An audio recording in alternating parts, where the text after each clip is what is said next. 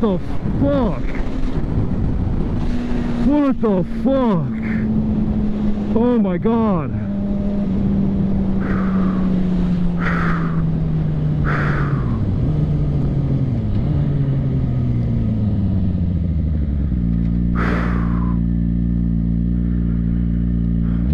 One thing I want to point out to this video is planning your ride. So position yourself for safety, locate hazards, adapt to those hazards, and if you have to, negotiate threats like this one. We have a vehicle in our lane, so what he had to do was straighten up the bike and then find an escape path. His escape path was off to the right and did a good job at a very high speed. So what I recommend is maybe lowering it down, but here's the thing. You planned it, you did it well, you negotiated the threat. Let's move on to the next one.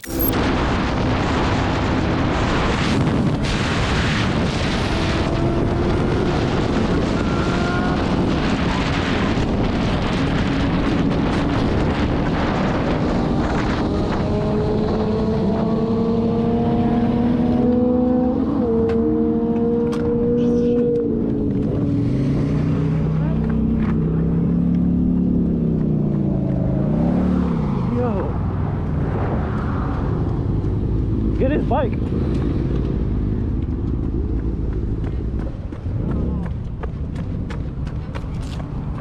try to walk or anything, man. Are you good? Fuck. Does anything hurt? A lot hurts. This one seems pretty graphic and this one's pretty scary. Now, what I believe from this one is that this truck driver was being a little dumb and did this on purpose, actually. So this was a hit and run. So right here, you notice how the bike just went crazy. Now, that's going to be a very high mechanism of injury. This is where the smart rider principle of rescuing another rider really kicks in. What are you going to do as this rider right here? Do you have the medical training? Do you have the toolkits? Do you have everything? If you don't, check the links in the description for some medical training so you know what to do for your buddy that crashed like this.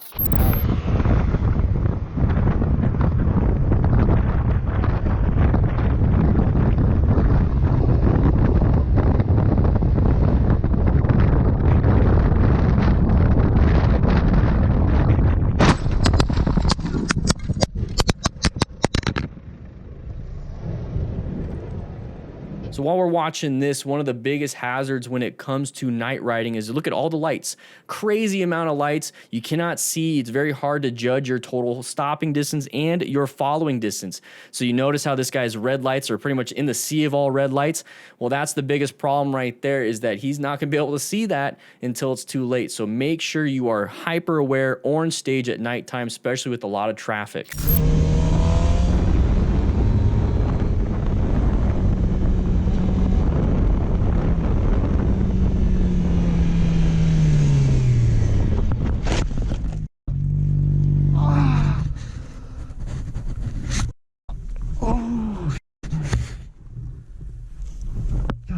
Damn it.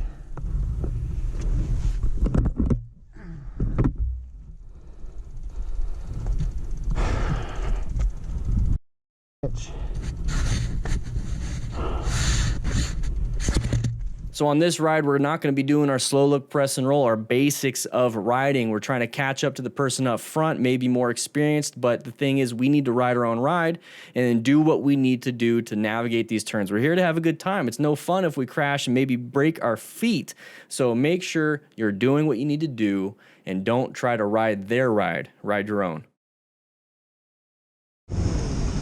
Nope.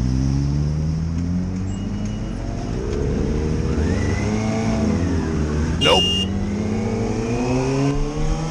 Same goes for this one. This vehicle, you're getting closer and closer and closer. You had to apply those brakes, move around the vehicle, and go on with your day. Making sure that you're constantly focused on your total stopping distance, your situational awareness, and you need to make sure that you have good following distance so you don't have to deal with this.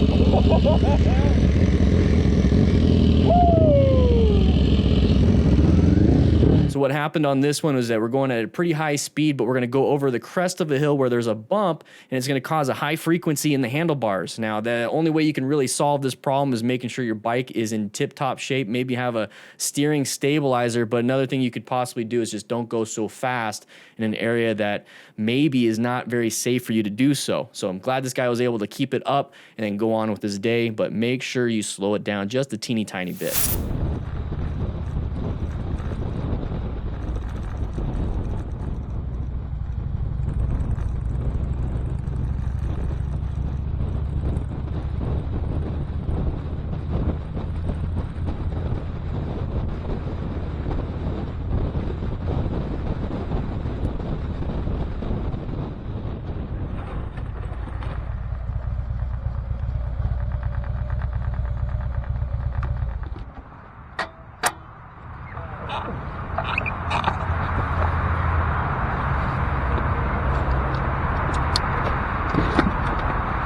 Oh man, what happened, Nick?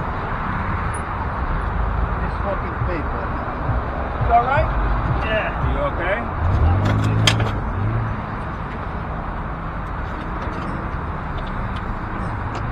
Go on the other side, get the fixed thing. You got it. Hold it, I'm getting on the other side. Hold on, is my bike too close? No, just leave your bike there for now. You're okay. I'm not gonna hit him, right? No. Get that shit stand down. Yeah, I will. You guys okay? Yeah. You need me to call? You need me to make a call for you? Okay, all right. You need me to make a call for you? No, we're okay. Thanks, man. Get your bike out of the way now, Junior. What happened, Nick? The paper falling down. You want to give the paper? The paper fell down? That's how you went down? Move from the paper. Shit. Are you okay? Yeah. Today is not my day. What a day this is starting out to be. Oh, Jesus.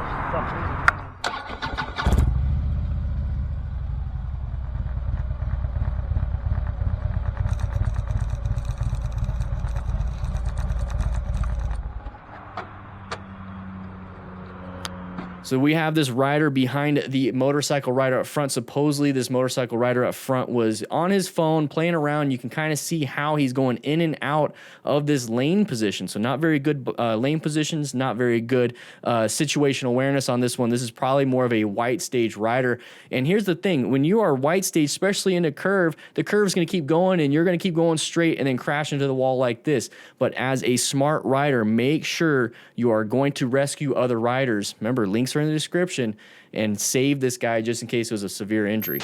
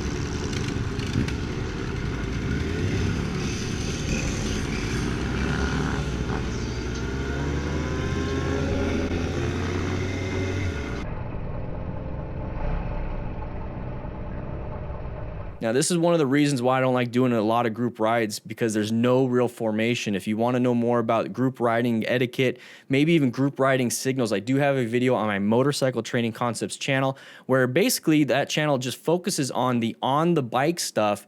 This right here is about the after action reviews. So check out that channel, see if you like it, hit that subscribe button, and make sure you know what you're doing here, okay? This is not what we should be doing.